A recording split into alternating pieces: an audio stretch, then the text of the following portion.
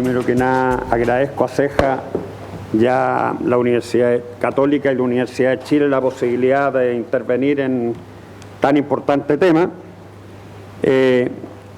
Primero que nada, quiero hacer presente que la preocupación del rol de la Corte Suprema es algo que no escapa a la preocupación misma de la Corte Suprema. Incluso yo antes de esta charla pedí autorización al Instituto de Estudios Judiciales porque en sus revistas de estudios números 2 y 3 del año 2016 que se encuentra en prensa van a salir dos artículos, uno sobre el que habla sobre el papel jurisdiccional de la Corte Suprema y otro estudio del profesor Bordalí acerca del gobierno judicial de la Corte Suprema. Dos temas que son de gran actualidad porque nosotros tenemos que entender que lo orgánico y lo procedimental no son dos temas que son separados, sino que dos caras de una misma moneda. Y yo creo que para no tratar de no jugarse en el tema, porque la posición de nuestra Corte Suprema acerca de su función claramente está dividida, tanto así que en el informe que se hizo del proyecto procesal civil, la mitad de los ministros de la Corte Suprema sustentaban una determinada posición acerca de su función y la otra mitad sustentaba la posición contraria respecto de esa situación. Y en consecuencia, para darle un toque menos territorial y un poco más académico general a esta situación, me gustaría que lo analizáramos desde un punto de vista lógico académico sin que pensáramos que esto puede afectar a ningún país en particular y a todo en general.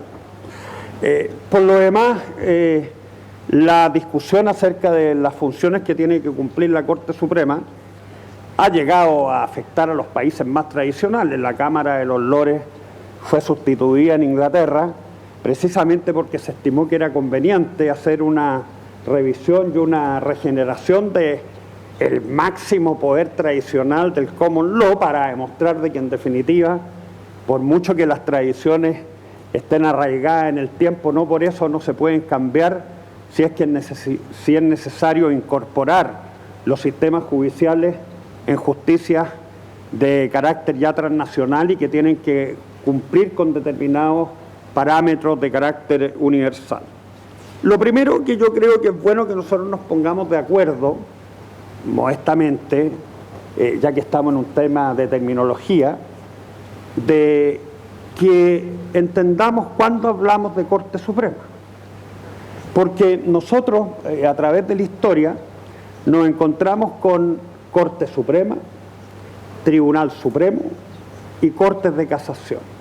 Y la pregunta es si nosotros podríamos entender que cuando utilizamos esa expresión nos estamos refiriéndonos a los mismos órganos jurisdiccionales con una misma estructura de funcionamiento, con una misma estructura de composición, o necesariamente hay una petición de principio respecto de las funciones que cumplen cada uno de esos tribunales en un sistema jurídico determinado. Y claramente la historia nos demuestra, y por eso que yo preferí no tomar el ejemplo de Chile en particular respecto a este tema, que los papeles son absolutamente distintos. Una Corte Suprema se caracteriza por funcionar en pleno, con pocos ministros, con órganos que lo asesoran, con respeto de precedentes y con protección de derechos fundamentales. Una Corte de Casación, desde el viejo dicho de que los jueces no son más que la boca de la ley y cómo se creó la Corte de Casación, no tienen por objeto más que resguardar la aplicación del principio de la legalidad. Y ellos no resuelven conflictos particulares ni dictan sentencias de reemplazo y en consecuencia funcionan con todos los tribunales y miembros de tribunales que sea necesario, sin que exista una primacía, como ocurre en el caso anterior, del jus constitutionis sobre el jus litigatoris, sino que todo el principio inverso en cuanto a que si existe una infracción de ley, sencillamente eso es inaceptable dentro del sistema y hay que reparar esa infracción de ley, pero con un fin de carácter general y sin pretender resolver un asunto particular que se limita solo a anular el fallo y a reenviarlo al juez de la instancia. Y tenemos los tribunales supremos, que los tribunales supremos hacen la justicia del caso particular.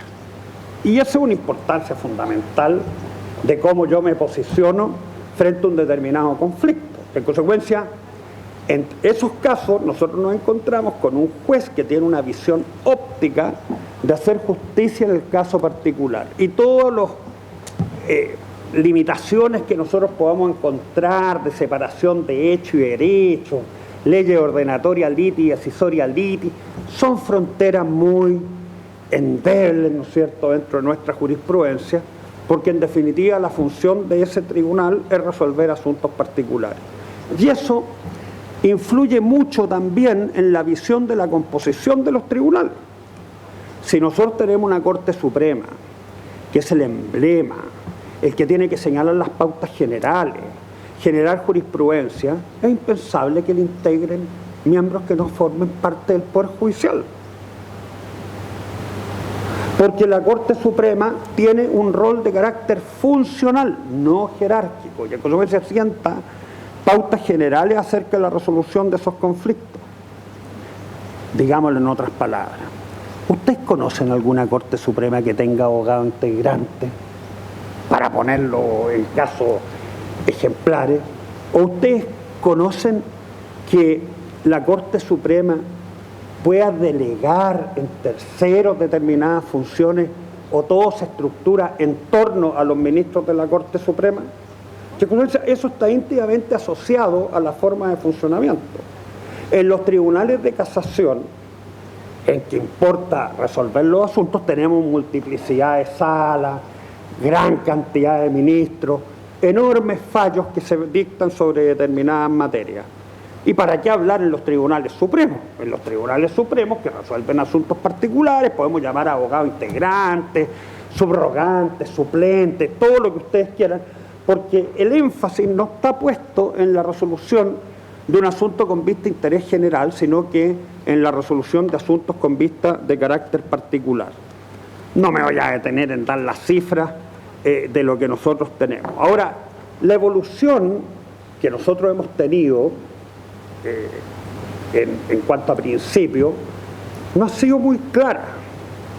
O sea, si nosotros partimos, ¿no es cierto?, como una esperanza que no tan clara, me encontraba con don Bernardino Bravo a la entrada, que hizo un estudio de 2 tomos de la historia de la Corte Suprema, y ahí uno encuentra señas, ¿no es cierto?, hacia un lado, pero no son tan claras respecto de otro, porque estudiando la colonia, como llega la Corte Suprema versus los tribunales provinciales, no está tan claro que hubiera sido Corte Suprema y no un tribunal de la instancia. No obstante, su concepción aparentemente surge, ¿no es cierto?, entendiendo que estaba ante una Corte Suprema, a lo menos por su composición. En la Constitución del 18 y del 22, la Corte Suprema, llamada entonces Tribunal Supremo de Justicia, dando cuenta de la función que cumplía, pero estaba compuesta por solo 5 ministros, de los cuales uno era su presidente. Y ese número de ministros, que fue avanzando con el tiempo, dejó en un determinado momento de funcionar en pleno para empezar a funcionar en sala, e incluso en más. Como no se consideraba tan trascendente, nunca se contemplaba en la Constitución el número de ministros, sino que muy avanzada ya la historia del siglo XX, llegamos a colocar en la Constitución el número de ministros de la Corte Suprema, lo que yo no sé si es una buena noticia o una mala noticia. Yo creo que, claro, si nosotros somos optimistas y pensamos que tiene que ser una Corte Suprema, nos parece fantástico que esté en la Constitución para no aumentar el número de ministros. Pero si nosotros pensamos que la Corte Suprema tiene que ir hacia un tribunal de casación, es una pésima noticia, porque significa que vamos a tener que modificar la Constitución cada vez que por el número de recursos que tenga que conocer la Corte Suprema sea necesario aumentar el número de ministros. Y a consecuencia hay que tener una posición, ya para ponernos de moda en la visión de lo que queremos en una Constitución, de regulación de la Corte Suprema, y eso importa tomar partido respecto de esa situación. ¿Qué funciones debe tener una Corte Suprema? Bueno, las Cortes Supremas todas tienen modalidades distintas. Tarufo ha escrito sobre el tema y ha hablado, ¿no es cierto?, sobre las distintas funciones que tienen las Cortes Supremas dentro del modelo en los cuales está inserto, y se refiere a la función de la Corte alemana, que actualmente difiere de la Corte italiana, y de la Corte italiana, que difiere de la Corte actual. Ahora, yo tenía anotado 3 modelos que puede cumplir una Corte Suprema, pero en el último congreso que se hizo en Iquique me contaron un cuarto. Porque el primero es el tribunal de instancia, ¿no es cierto? En consecuencia, no nos enredemos, podemos ver los hechos, el derecho, todas las limitaciones que existen las podemos reemplazar, y la mejor demostración es que falla la instancia, dictando sentencias de reemplazo. Después tenemos los tribunales de casación, que velan por el resguardo de la legalidad, jamás dictando sentencia de reemplazo como regla general. Y después tenemos los tribunales de unificación de jurisprudencia, que en definitiva ya no velan por asuntos de interés particular, sino que más bien de carácter general. Y la cuarta modalidad es que no exista Corte Suprema. Y curiosamente pareciera ser que es la modalidad que estamos eligiendo en Chile, hasta el momento, en la reforma procesal civil, porque como sacamos el recurso extraordinario y no lo reemplazamos por ninguno, hoy no tenemos Corte Suprema en la reforma procesal civil, porque no habría cómo llegar a ella. Y en consecuencia, podemos encontrar esos 4 modelos. Hasta ahora, al parecer, pareciera que la Cámara de Diputados, como no le gustó el recurso extraordinario, pero tampoco le gustó el recurso de casación, habría optado por omisión por un cuarto modelo, que es no tener Corte Suprema. Lo que yo creo, por lo menos de lo que está en el ámbito de la discusión, que no era su intención, pero por la omisión, en el hecho, llegamos a eso, al cuarto modelo, que en definitiva podría ser un modelo que también podría ser viable, pensándolo en determinados tipos de regulaciones, porque, por ejemplo, en la reforma procesal penal no hay drama con que no haya Corte Suprema si es que se recurrió de nulidad, y en consecuencia nos contentamos con la existencia de una Corte de Apelaciones si no hay regular a una situación procesal. Sin embargo, hoy yo creo que en el siglo XXI es inviable pensar en un sistema que no conduzca a que exista igualdad y seguridad jurídica. Es inviable que yo les pueda justificar a ustedes en el siglo XXI que los casos iguales no se resuelvan en forma igualitaria. Es inviable para la mantención de un sistema jurídico de que no tengamos certeza cómo se van a resolver los asuntos. Y además es importante que nosotros disminuyamos los esfuerzos en la resolución de los conflictos y que no tratemos de descubrir la pólvora o inventar el hilo negro, como se dice por ahí, cada vez que tengamos que resolver un asunto que ya está suficientemente decantado por los fallos que existen respecto de esas materias. Y en consecuencia ahí la pregunta es cómo tenemos que hacerlo para llegar a cumplir con esas misiones. Por otra parte, hoy, en un Estado democrático que está inserto en un mundo globalizado, en que rigen derechos internacionales, en que se dice que existe una justicia de carácter complementaria en algunos asuntos, es fundamental que nosotros sepamos cuál va a ser el tribunal dentro de nuestro ordenamiento interno que va a constituir la última ratio, la última instancia de decisión antes de acudir a un órgano supranacional. Y en consecuencia, a mí me parece que es la tradición que ha tenido este país de que esa responsabilidad recae en la Corte Suprema. Y en consecuencia tenemos que generar recursos para que sea la Corte Suprema la intérprete de los derechos de carácter fundamental, que por lo demás fue lo que ya se contempló en el recurso de nulidad en la reforma procesal penal. Y en consecuencia, esto parte por tomar partido y de contestarnos categóricamente que nosotros queremos una Corte Suprema que se preocupe del jus constitutionis, del interés general, y no del interés particular o el jus litigatoris que tiene que encontrarse radicado ante los tribunales de la instancia. Y para cumplir con ese propósito, necesariamente tiene que existir una selección de los asuntos. No es posible pensar en precedentes con Corte Suprema que falle 6.000 asuntos en el año, porque eso no va a significar que esos fallos se los conozca nadie. Ni siquiera los propios ministros de la Corte Suprema tendrían tiempo ellos para conocer todos los fallos que dictara la propia Corte Suprema. Si eso no se lo podemos pedir a los ministros de la Corte Suprema, imagínense ustedes si podemos hacérselo exigible a los ministros de la Corte de Apelaciones, a los jueces de letras y a los propios abogados. Y en consecuencia, necesariamente acá nosotros tenemos que poner un énfasis en la selección de esos asuntos que en el hecho se está dando si uno analiza, por ejemplo, la jurisprudencia del sistema procesal penal, que en un libro que sacó el Instituto de Estudio de la Justicia, analizando la jurisprudencia en los últimos 10 años, ahí están todos los fallos que ha dictado la Corte Suprema ordenados por determinadas materias. Y lo otro, que no es menor y que claramente tenemos que irnos incorporando, ¿no es cierto?, a una revisión ya más de fondo en cuestiones de derecho, es que nadie sostiene en la actualidad que la única fuente del derecho es la ley. Hoy el derecho se compone de distintas fuentes del derecho y una claramente de esas es la jurisprudencia.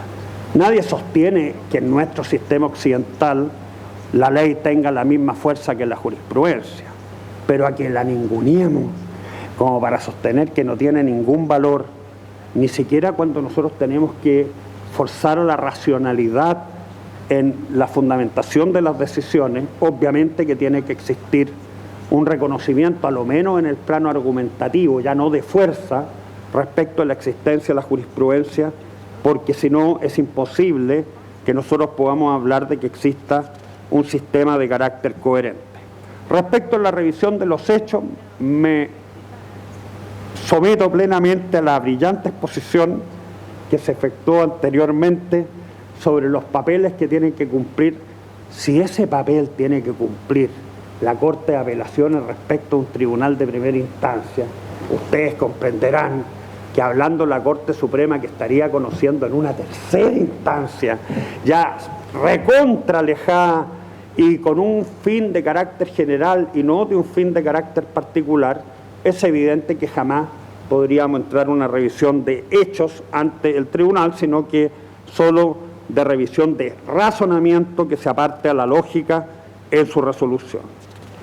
Lo otro que es importante de tener presente, para ir ya concluyendo en este resumen de ideas, es que ¿cómo tenemos que entender la independencia de los jueces en el siglo XXI? Porque aquí se dice, ¿no es cierto?, que cuando nosotros establecemos el sistema de precedentes de carácter vinculante en el razonamiento, estaríamos coartando la independencia de los jueces. Y la verdad es que ello no es así. La independencia en el siglo XXI no está establecida en beneficio de los jueces. La independencia en el siglo XXI está establecida en beneficio de la gente, en beneficio de que nosotros tengamos un sistema judicial que resuelva los conflictos en forma igualitaria. A eso está construida la independencia y la cautela de las garantías que se otorgan respecto de los jueces. Y así por lo demás se ha entendido por distintos autores en el derecho comparado, como por los profesores Couso y Mera en su libro sobre el precedente que sacaron en nuestro país. Y en consecuencia, ¿cuáles son las conclusiones que nosotros tendríamos que sacar del modelo que hemos planteado? Uno, tenemos que optar. Acá nos sirve la frase de don Carlos Dirborn para el Mundial del 62, acercándonos a la Olimpiada, porque todo tenemos, lo haremos todo, ¿no es cierto? No puede haber estructural, orgánica y procedimentalmente una Corte Suprema que queramos que sea tribunal y que falle asuntos respecto de asuntos particulares. Que sea tribunal de casación, es decir, que anule sentencias en caso de que concurran determinadas causales, y que además sea tribunal uniformador de jurisprudencia. Y no puede cumplir las tres funciones porque ya hemos visto que la composición orgánica está íntimamente asociada a las funciones que tiene que ejercer la Corte Suprema. Tenemos que optar por alguno de esos modelos, cualquiera que sea, pero la coherencia de la estructura orgánica de la Corte Suprema tiene que ir asociada necesariamente a las facultades que le vamos a dar por el sistema recursivo, que tiene además que mirar hacia abajo a las características de los procedimientos que se han establecido para que todo ello pase a formar un sistema de carácter coherente. De consecuencia, nosotros estamos en un tema muy importante, porque la reforma procesal civil, que no duerme el sueño de los justos, sino que el ronquido, ¿no es cierto?, actualmente de los injustos, diríamos, en este momento, sí es un tema importante que tiene que resolverse coherentemente. Llegamos al final del camino en el cual tenemos que tomar decisiones de carácter de gobierno, de aspectos de gobierno judicial, tratar de perfeccionar determinados sistemas de los aspectos disciplinarios, de manejo administrativo, pero también estructurar un funcionamiento en la Corte Suprema que responda a los procedimientos. Yo me hago una sola pregunta como reflexión, al final. Nosotros podemos entender que la regulación que hemos hecho actual de la Corte Suprema es la adecuada si la Corte Suprema, por lo menos desde que yo estudio Derecho, nunca la he conocido funcionando ordinariamente. Si la Corte Suprema, de acuerdo con la lectura que yo he hecho del Código Orgánico de Tribunales, siempre ha funcionado extraordinariamente. De consecuencia, si uno se hace una pregunta muy simple, muy lógica, es que no está funcionando bien. Porque lo extraordinario es lo excepcional, lo que en definitiva importa que no tenemos atraso, que estamos al día y que las formas de estructurar ese sistema confluya a que funcione eficientemente. Esa pequeña muestra, sin entrar en aspectos numéricos y sin referirnos al sistema de nombramiento asociado a las funciones que tiene que cumplir el tribunal dentro de este marco de la especialización, que también no es menor para la resolución de los conflictos con un mayor grado de especialidad, hace que nosotros tengamos que darnos respuesta a cada una de las interrogantes planteadas. Muchas gracias. Bueno, yo voy a tratar de ser bien sintético, voy a presentar una visión esquemática. Algunas de estas cosas yo las tengo desarrolladas con más latitud, pero quiero fijar, como quien dice, una tesis provocativa, sobre todo para que quede para la discusión, y no voy a alcanzar a desarrollar todos los temas, pero los voy a tratar de plantear con la mayor claridad que pueda. Lo otro que les quiero advertir es que mi argumento dice en relación con todos los recursos. Voy a enfatizar aquellos argumentos que dicen en relación con los recursos ante la Corte Suprema, pero la verdad es que ustedes van a ver que muchas de las cosas que voy a decir afectan también a los recursos, básicamente al recurso de apelación o el recurso ante la Corte de Apelaciones. A ver, ¿cómo veo yo esto? Y como digo, lo voy a plantear de manera muy esquemática y provocativa, ojalá. Nosotros estamos en un sistema tradicional, muy antiguo, que proviene en Chile, ¿cierto?, desde la colonia, y que, digamos, nos presenta como un elemento casi, yo diría, de la naturaleza. Yo cuando estudié en esta facultad, Cristian era mi profesor, la idea de que había tres jerarquías, no, era ayudante, era razón, era ayudante. Y era muy joven, venía recién empezando. La idea de que había tres jerarquías, de tres niveles en el Poder Judicial, y que esos tres niveles, uno revisaba lo que hacía el otro, era algo como elemental, y era algo que a uno no se le ocurría cuestionar. Yo creo que nosotros vivimos todavía en ese mundo. Es algo tan antiguo, tan tradicional y está tan imbricado en la estructura de nuestra cultura jurídica que se nos hace difícil cuestionar. Desde el punto de vista procesal, además, esta noción jerárquica está muy vinculada con la idea del procedimiento escrito. Es precisamente el procedimiento escrito en que el Tribunal de Primera Instancia básicamente lo que hace es levanta unas actas respecto de la prueba, lo que permite que los tribunales superiores vayan revisando, leyendo esas actas, sin perder, digamos, mayor capacidad de análisis, porque lo que el juez de primera instancia lee es el contenido de las actas. La Corte de Apelación también lee las mismas actas y la Corte Suprema también puede leer las mismas actas. No hay, digamos, la verdad es que nuestra práctica procesal está tan degradada que la verdad es que el juez nunca tiene acceso realmente a la prueba está delegada. incluso como algunos alumnos amigos han aprendido en la práctica, a veces está incluso delegada de la delegación. Pero entonces no hay ahí un problema. Yo creo que la reforma del proceso civil en Chile pasa por, y como digo aquí está lo provocativo, por invertir esa lógica, por poner en cuestionamiento esa noción tan fundamental, ¿cierto?, de la jerarquía, de las sucesivas formas de revisión de los fallos en materia civil, y plantear una lógica exactamente contraria. Es decir, lo que tenemos que hacer es invertir tiempo, recursos, ideas, capacitación, gente, en realzar, en potenciar, en modernizar las respuestas que el sistema otorga en la instancia básica, digámoslo así, los juzgados civiles, donde el juez civil tiene que conocer las causas de una manera radicalmente distinta a la que hasta ahora ha venido haciendo. Hay que suprimir la delegación de funciones, introducir la oralidad, establecer una serie de facultades para las partes, hacer, digamos, reestructurar toda nuestra cultura acerca de la prueba y tomarnos en serio la tarea probatoria, cosa que hasta ahora nunca hemos hecho. Y a partir de esa, yo creo que ese es el núcleo de la reforma, la idea de la necesidad de revisar lo que ese juez, que opera de esta nueva forma, digamos, completamente reformulada, la posibilidad de que eso sea revisado, tiene que ser justificada con mucha precisión, con mucha especificidad. En principio, diría uno, no hay ninguna razón por la cual toda esta tremenda inversión que hemos hecho en tener un procedimiento serio, riguroso, que suponemos que vamos a hacer, digamos, en los próximos 20 o 30 años, vaya a tener que ser automáticamente objeto de revisión por alguien. Esto, si es necesario, hay que discutirlo, pero hay que discutirlo con especificidad, hay que justificarlo. Esta es mi tesis.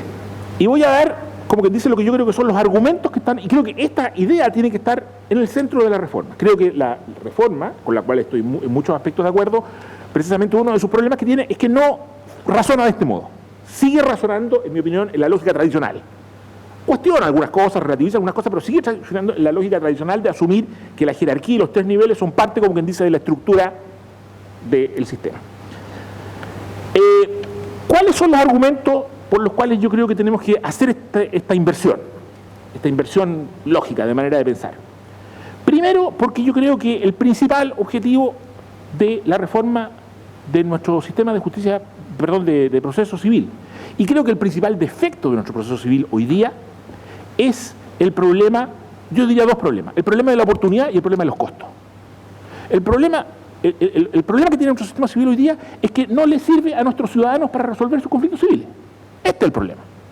Es un procedimiento extraordinariamente caro, extraordinariamente lento, de difícil acceso, lleno de trámites, y que hacen que la mayoría de los ciudadanos chilenos, cuando tienen un conflicto de tipo civil, ¿cierto?, opte o por conformarse con la no existencia de respuesta, digamos, o busque una fórmula alternativa de resolución de ese conflicto.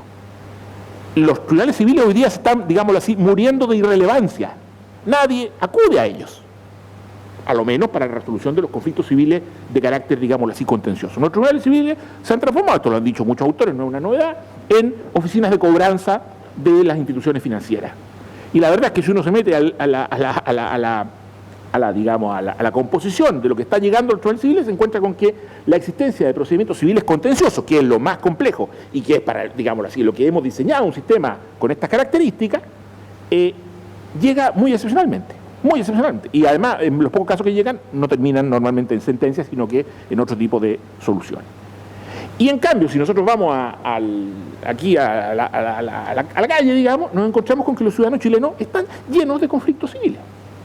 Porque puede ser que cuando estos sistemas se inauguraron, los ciudadanos chilenos no tenían ese tipo de problemas, pero hoy día los tienen. Hoy día se ha expandido el acceso a la vivienda, hoy día todos tenemos que ser emprendedores, todos, digamos, contraemos créditos, la población chilena está altamente bancarizada, y a partir de todas esas actividades que se han masificado en el siglo, digamos, segunda mitad del siglo XX, tenemos enorme cantidad de conflictos civiles. Y esos conflictos civiles no tienen hoy día respuesta. Yo les podría contar un par de casos. Yo, digamos, una vez traté de construir algo en mi casa, mala idea, el constructor me falló, cosa que suele ocurrir, y me pregunté, bueno, ¿puedo demandar yo a este hombre? Imposible, o sea, está loco, digamos, para demandar, no sé, 2 o 3 millones de pesos. O sea, el puro abogado me costaría eso, y después los costos, y tendría que esperar 3 años, y me pueden llevar a la corte de apelación, olvídense. O sea, un conflicto civil de un ciudadano normal. Incluso yo no soy, digámoslo así, un ciudadano promedio, probablemente tengo mejores ingresos y mayor estatus, digamos, que un ciudadano promedio. Sin embargo, yo, como quien dice, no tengo acceso para resolver un conflicto normal, lo cual deriva que en Chile tiene otras consecuencias. Los constructores un poco hacen lo que quieren y saben que nunca nadie los va a demandar, por ejemplo, ¿cierto? Y eso ocurre en muchas otras áreas.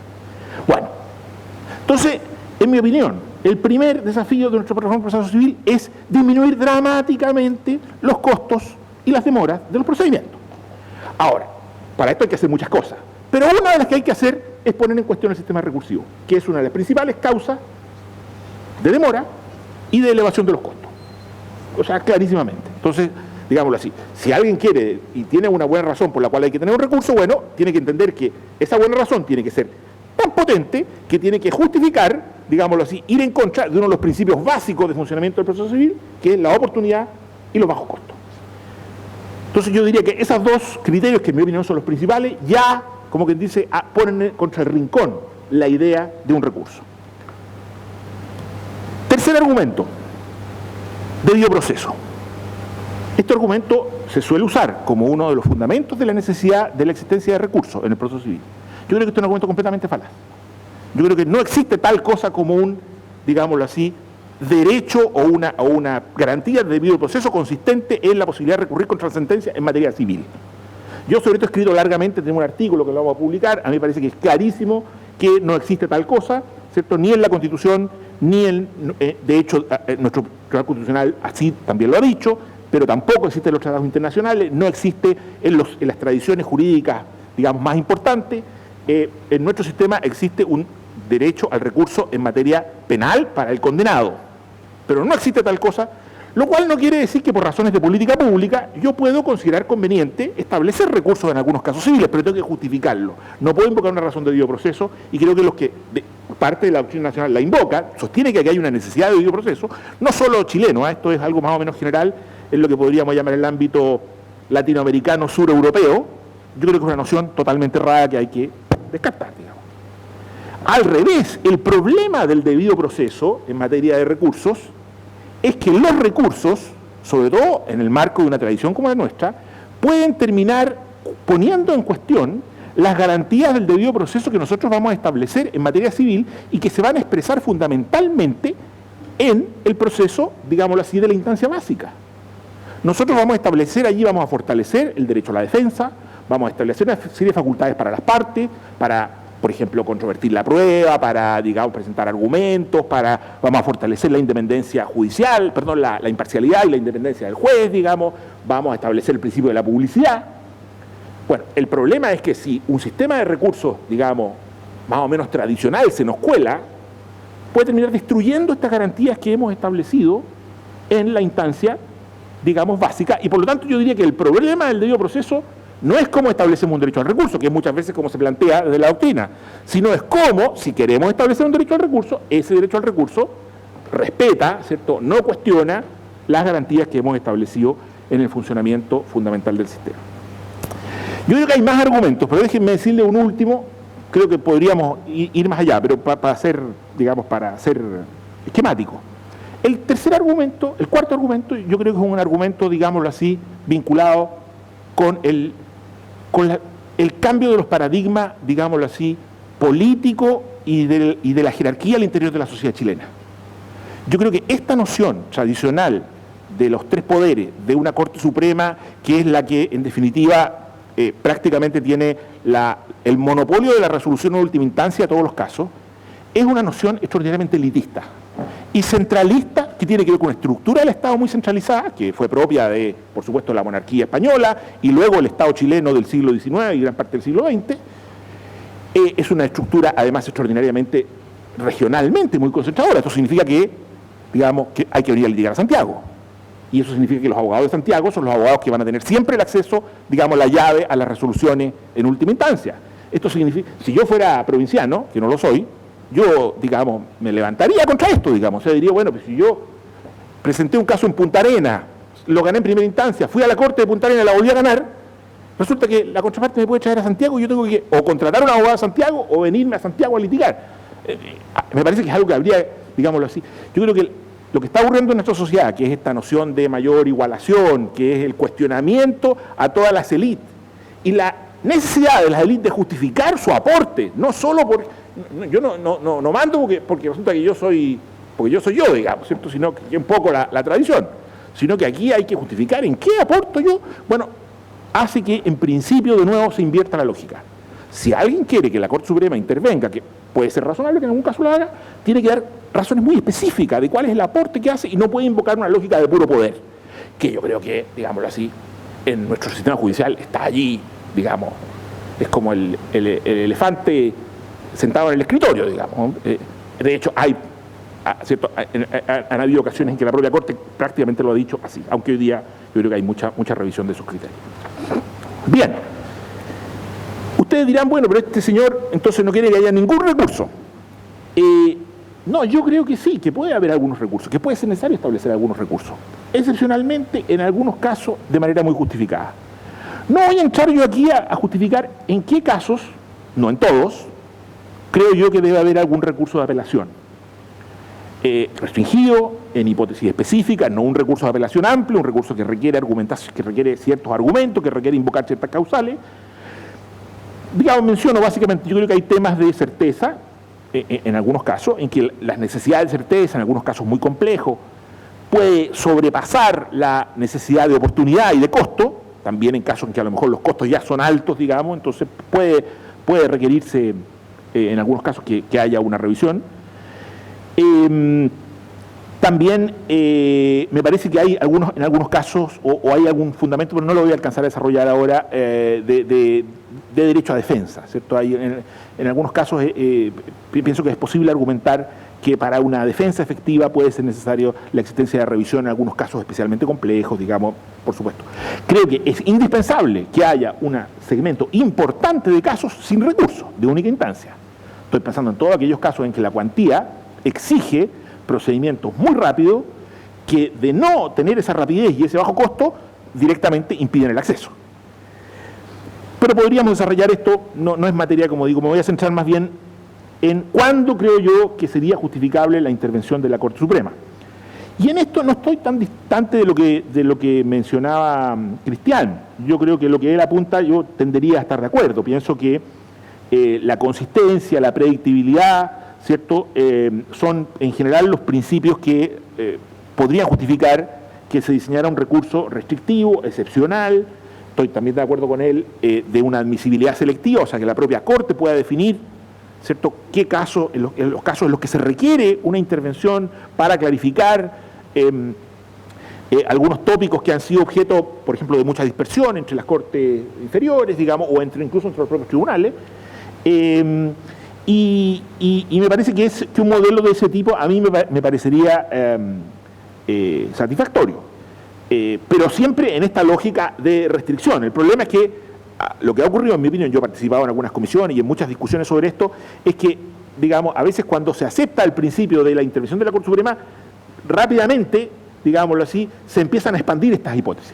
Y terminamos volviendo a la hipótesis de la recursividad total, porque, digámoslo así, en la práctica lo que hay es un profundo desacuerdo, ¿cierto? Hay un sector, digámoslo así, reformista, que de alguna manera comparte la noción, algunas de las nociones que yo he planteado, y un sector que lo que pretende es mantener, con otros argumentos, digamos, mantener la lógica tradicional de los recursos apegados a la noción de la jerarquía.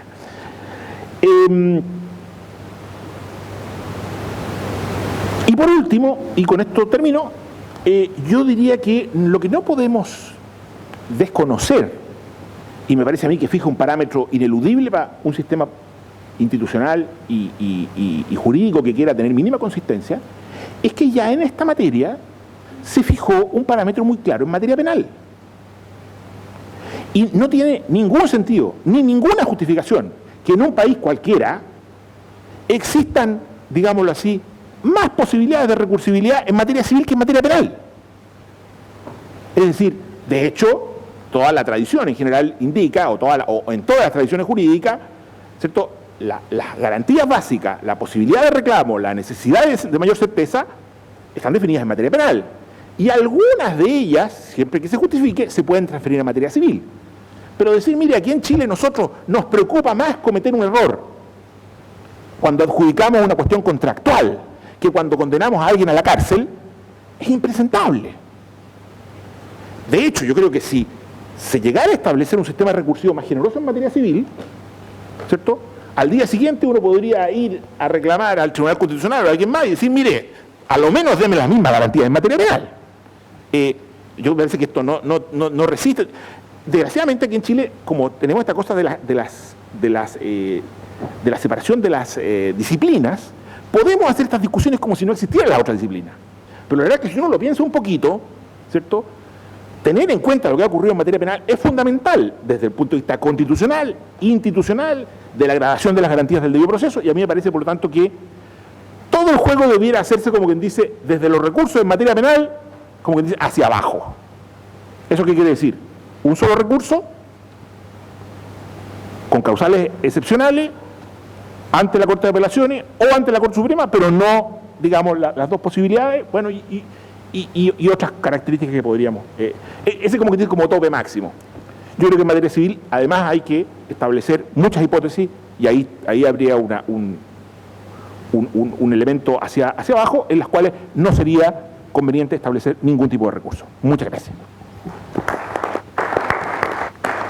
Bueno, buenas tardes. En mi rol de moderador me corresponde hacer unos breves comentarios, porque en esto las moderaciones, y suelo ser crítico de ellas, suelen ser una exposición más, por eso destaco esta breve intervención, que tiene como idea de algún modo hacer algunos comentarios sobre la participación de ambos cristianos en este módulo y sobre todo la idea de poder provocar el debate y aportar enfoques innovadores en esta discusión que tiene bastante tiempo y que, como bien adelantaba Jaime en la inauguración, es uno de los nudos críticos que ha suspendido el trámite de este proyecto de reforma civil en el Congreso aquí en Chile.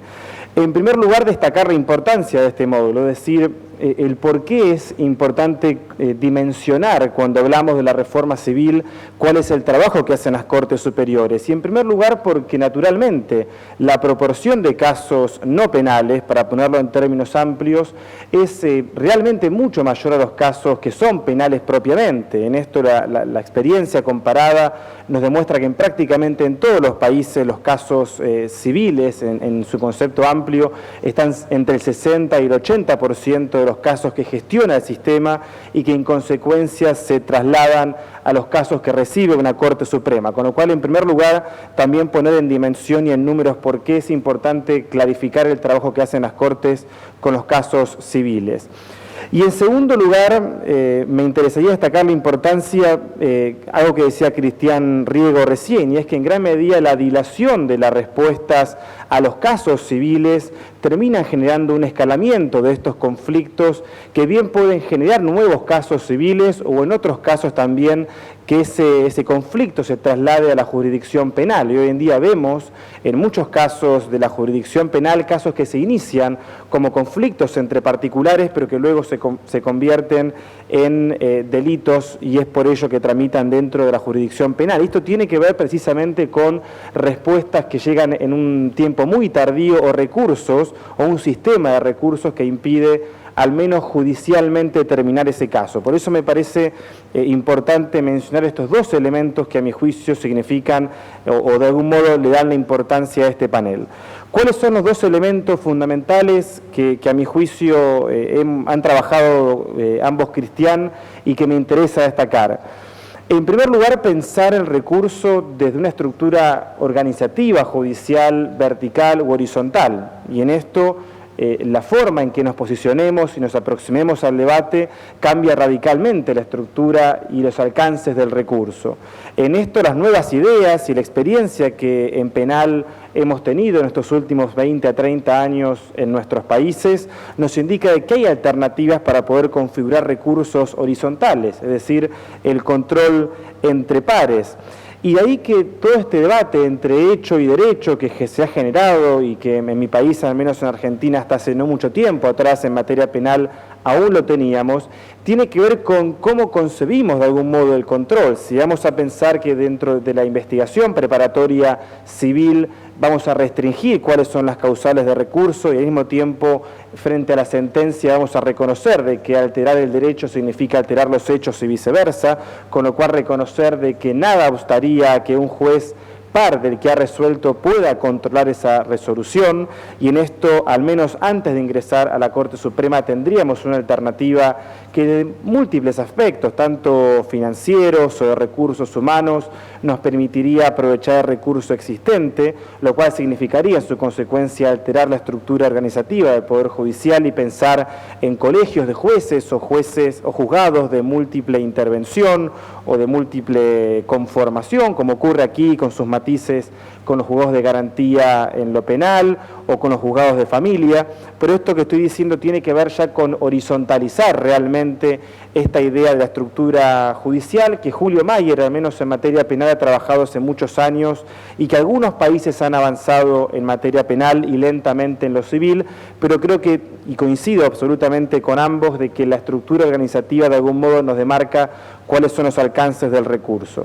Y en segundo lugar, una idea que me gustaría linkear con lo que ha expuesto Michael Rosenberg, tiene que ver con cómo se genera el precedente, una idea que está muy afianzada en el sistema anglosajón o en el common law, en donde en Canadá, y esta era la experiencia que nos compartía Michael, es muy claro que la Corte Suprema tiene la responsabilidad de generar ciertos marcos de actuación. De algún modo la provocación que me gustaría profundizar, porque algo han dicho los expositores recién, tiene que ver con que si es posible en nuestros sistemas de cultura continental europea o de civil law, es factible incorporar este rol del precedente en las Cortes.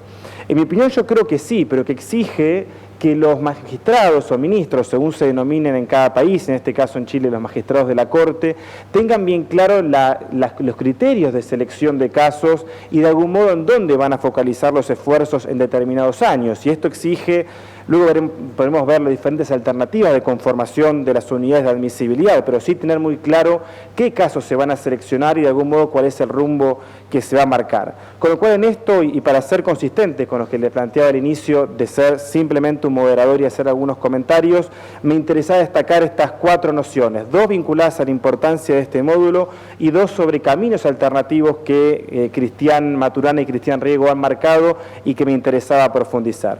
Muchas gracias por mi parte y dejamos abierto este espacio para las preguntas que tengan. Para provocar a los dos. Yo me fascino cuando escucho a los dos cristianes hablar sobre el tema, pero para provocarlos un poco porque los dos mezclaron lo orgánico y su incidencia de alguna manera en lo procesal.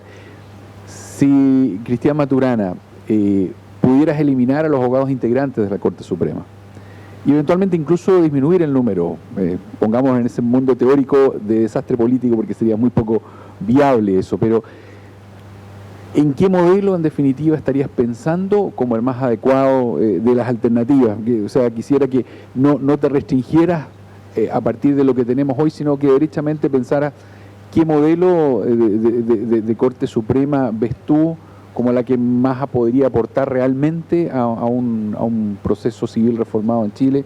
Y a Cristian Riego, a propósito de lo que planteas tú, en lo que coincido absolutamente, es decir, invertir en la instancia cercana al conflicto, ¿qué pasaría o cómo enfrentarías el argumento que te pudieran hacer algunos al comparar la reforma penal con la civil, de que en materia penal se decidió en el fondo la eliminación de la apelación fundamentalmente por la vía también de establecer un tribunal de instancia integrado por 3 jueces? Y si eso sería razonable y viable en materias civiles o no, o cómo, digamos, compensas aquella, entre comillas, debilidad de esa instancia, sin perjuicio que, en mi opinión personal, veo que un juez de primera instancia y un tribunal, sobre todo con una lógica como la que tú planteas, es evidentemente lo que deberíamos buscar en materias civiles. Pero para provocar un poco, avanzar un paso más, aparte del tema del precedente que les planteaba Leo, que me parece también la otra cuestión importante ahí, ¿qué función cumple esta Corte Suprema y estos tribunales? Yo creo que más que enredarnos en las palabras de los recursos, porque está demostrado que cuando uno habla de los recursos no nos ponemos de acuerdo. Cuando uno habla de la apelación, hay una apelación amplia, una apelación limitada, una apelación mixta. Cuando habla de casación, tenemos casaciones puras como la francesa, bastardas como la española, y en consecuencia, hoy en el mundo del derecho tenemos un problema de lenguaje para ponernos de acuerdo, porque si no nos precisamos de lo que estamos realmente hablando, tenemos problemas. La mejor demostración de eso es que más que discutir de los recursos tenemos que hablar de las funciones, y en parte voy a lo que dice Cristian, o sea, ¿qué función quiero que cumpla el tribunal del juicio? ¿Qué función quiero que cumpla el Tribunal Superior? ¿Y qué función quiero que cumpla la Corte? Si nosotros estamos de acuerdo en esas funciones, el nombre que le pongamos da lo mismo, o sea, porque el problema de nomenclatura que nosotros hemos tenido en el recurso de nulidad laboral, el recurso de nulidad penal, cuáles son los límites, nunca se discutió lo suficientemente como para tener claro, como era como el dicho entre Tongoy y los vilos, un viejo dicho chileno, ¿no es cierto?, en la reforma penal, que yo no quiero tanto como la apelación, ni quiero tampoco como la casación, y a la larga es algo que en definitiva queda entregado, ¿no es cierto?, a la jurisprudencia posterior en materias tan importantes como son las funciones que tienen que cumplir esos tribunales. Yo creo que lo más importante es lo que, y en eso coincido con Cristian, de ponernos de acuerdo en la función. Y yo creo que la función, ¿no es cierto?, que tiene que cumplir claramente el tribunal en un proceso oral es centrar el juicio en él. Y la revisión que tiene que hacer el Tribunal Superior tiene que ser una revisión acotada, y que tenemos que estar bien claro que comprende esa revisión de lo que nosotros estamos hablando. Y la Corte Suprema tiene que ir hacia el sistema de precedente.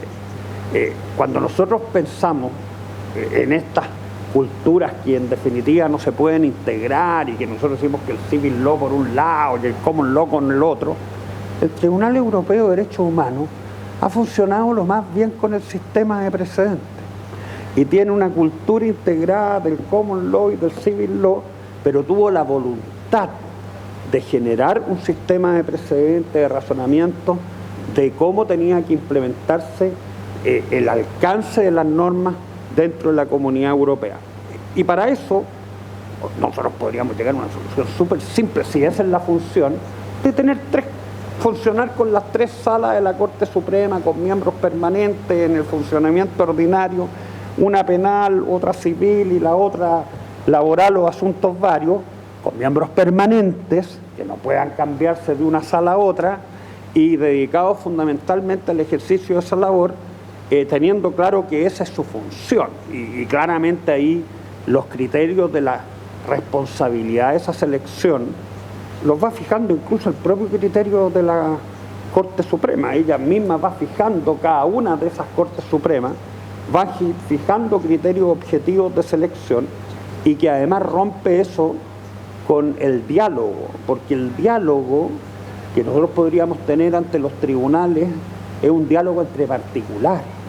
El diálogo que nosotros tenemos ante la Corte Suprema hoy, rompiendo el concepto de la legitimación individual a ir a legitimaciones generales, también es un diálogo de carácter general, y ahí pueden estar representados múltiples intereses para defender determinadas posiciones, que por lo demás hoy no está siendo desconocido en nuestro derecho. Si nosotros vemos los alegatos de las cuestiones de constitucionalidad ante el Tribunal Constitucional, y los temas tienen un interés para la comunidad, hay un montón de partes que están representando intereses para instar por una u otra forma de interpretar la Constitución, que esa trascendencia también puede tenerla, y con mucho mayor asiduidad, la aplicación de la ley para resolver determinados asuntos particulares, y que en definitiva es el diálogo perfecto que tiene que haber en una democracia entre lo que es la ley y la aplicación por parte de los tribunales. Y si no le gusta, el legislador tendrá que cambiarlo, pero se sabrá qué es lo que tiene que cambiar si es que hay una interpretación acotada que a uno no le parezca. Sobre lo que tú preguntas, yo creo que hay varias soluciones, pero le parece que las dos más obvias son, una, que en el actual esquema chileno no costaría, que cuando tú tengas casos que por su cuantía, por el número de pruebas, por lo que tú consideres, requieren, no basta con un solo juez, integra un tribunal con 3 jueces, como tiene un pool de jueces, y la otra es como es en Alemania, que es que los casos de mayor cuantía parten más arriba. O sea, podría decir, bueno, los casos de mayor cuantía que los vea la Corte directamente. Claro, por las categorías que uno... Yo creo que de hecho más importante que la cuantía probablemente es el número de pruebas, el hecho de que va a haber un juicio más contradictorio. Bueno, ahí habría que ver, claro.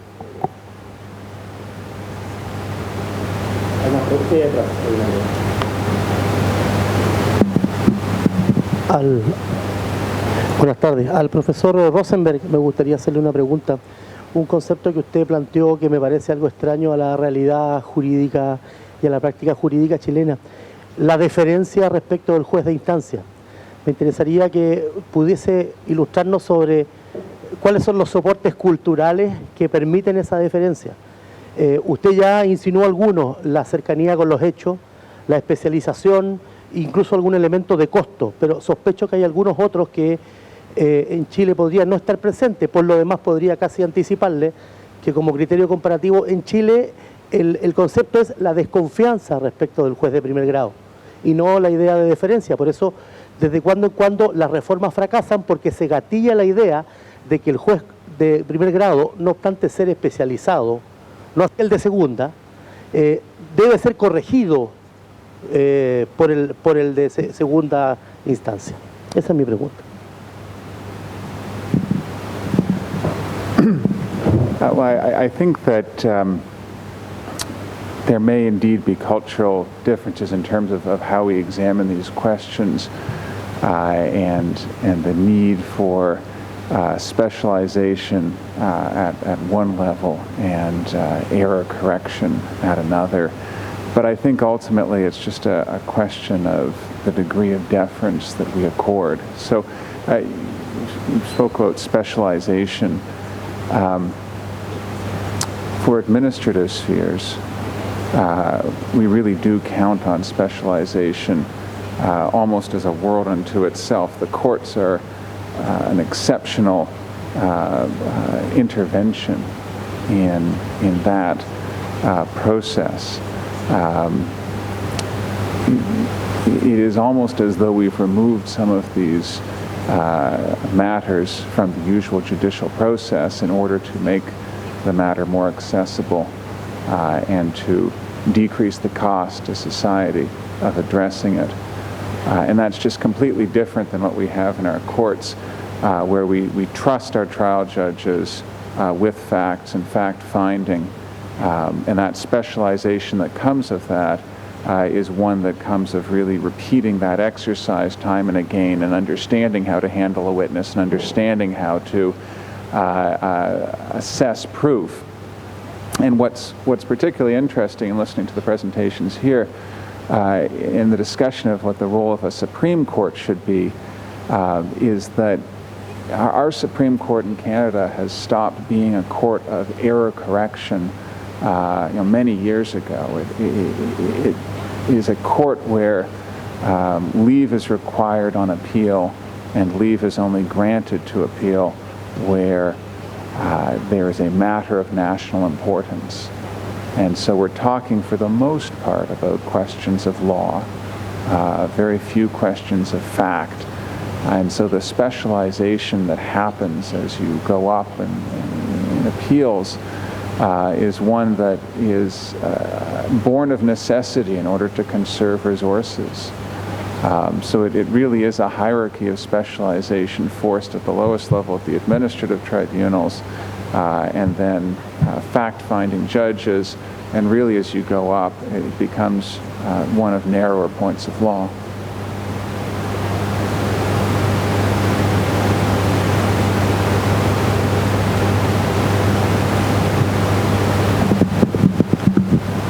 Hola, buenas tardes.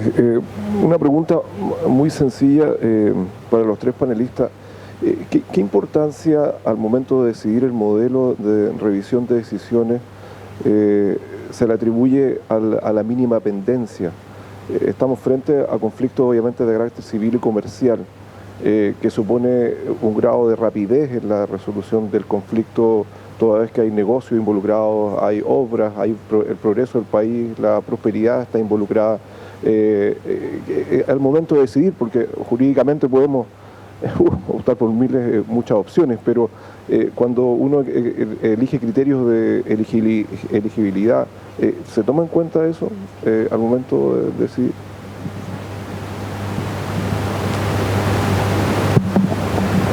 Bueno, yo creo que no existe ningún proceso oral que no tenga salidas alternativas que sean eficientes y en consecuencia, obviamente, más que pensar en el sistema recursivo, solamente tienen que existir otros check and balance que den respuesta, como decía Cristian, a una respuesta rápida y eficiente por parte del Estado, parte, ¿no es cierto?, por la salida alternativa al proceso que se supone que tienen que dar una solución fuera del proceso importante para que el proceso no colapse.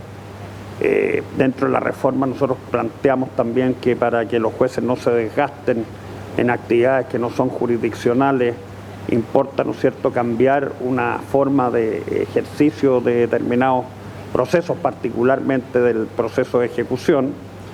Parte también por establecer un reconocimiento de los fallos que emanan en la instancia y posibilitar su cumplimiento por regla general, no obstante la existencia de recursos, y así una serie de otras medidas que en definitiva van y tienen que conducir a que el Estado dé una respuesta pronta y efectiva a los requerimientos que hace la ciudadanía en la solución de los conflictos.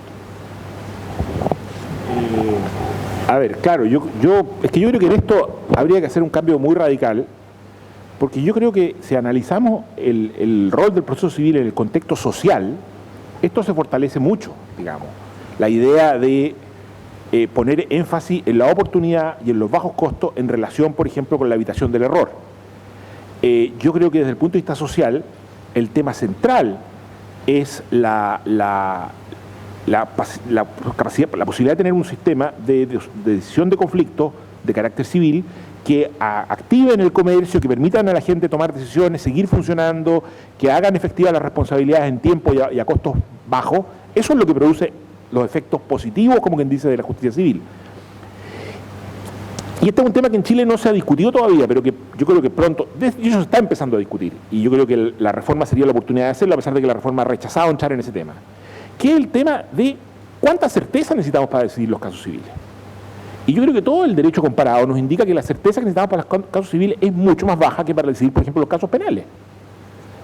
¿Cierto? Internacionalmente sabemos que los estándares de prueba en materia penal son muy exigentes, más allá de toda duda razonable. En cambio, en materia civil, internacionalmente son estándares, digamos, de preponderancia de la evidencia, o sea, de que, digamos, la versión que gana sea más creíble que ocurrió que no ocurrió. O sea, un margen de error bastante amplio. Un margen de error se habla, no sé, de 49%, ¿cierto?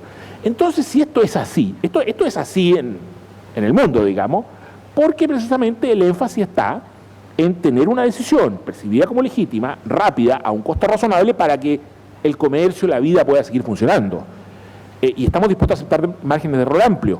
Entonces, que nosotros estemos complicados, digámoslo así, con un sistema complejísimo de recursos que eleva los costos y los tiempos, teóricamente para suprimir errores que en realidad, si lo pensamos bien, no tienen la misma, digámoslo así, la misma importancia relativa al interior del sistema que lo tienen, por ejemplo, en el sistema penal. Entonces, me parece que esa es otra discusión que yo no quise plantear acá, pero que es central tener. Realmente, digámoslo así, ¿cuál es la ponderación que le vamos a dar a la evitación del error en relación con el conjunto de los valores que este sistema tiene que proteger? A mí me parece que tiene alguna, pero hay que, no puede pretender que sea el principal valor y que en virtud de ese valor, digámoslo así, disminuyamos el valor de todas las otras al máximo. Perdón.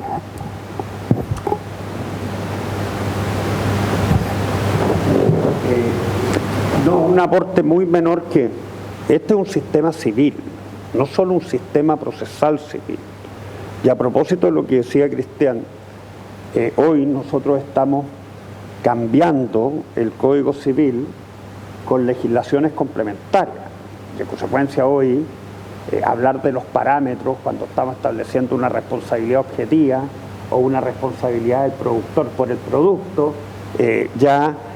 Más que hablar de parámetros, sencillamente estamos tomando unas decisiones mucho más de fondo a quien le estamos estableciendo el soporte de los riesgos en una legislación moderna que escapa, ¿no es cierto?, a las regulaciones tradicionales que están en el Código Civil y que cada vez vemos que a través de esa legislación especial, la legislación del Código Civil aparece siendo superada y que incluso hablar de estos estándares con ese traspaso de riesgo y todo lo demás pierde ya mayor significación porque sencillamente lo que procede es aplicar las normas de distintas formas.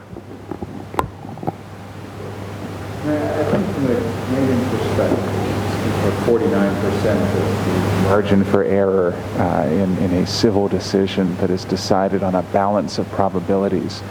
I think our perspective would be that because of the difficulty in drawing the necessary factual inferences, because of how complex that matrix is, it's all the more reason that we trust the judge at first instance, the trial judge, that has the complete picture, has the complete matrix. And it's for that reason that we limit what's available on appeal because every level removed is a level that does not have the benefit of that experience and the fulsomeness of that factual matrix at first instance.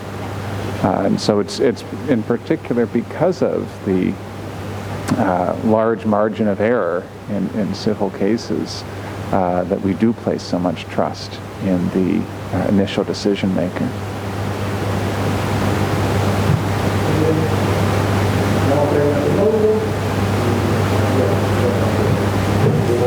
Muchas gracias a todos los miembros de este primer módulo y los invitamos a un café para regresar.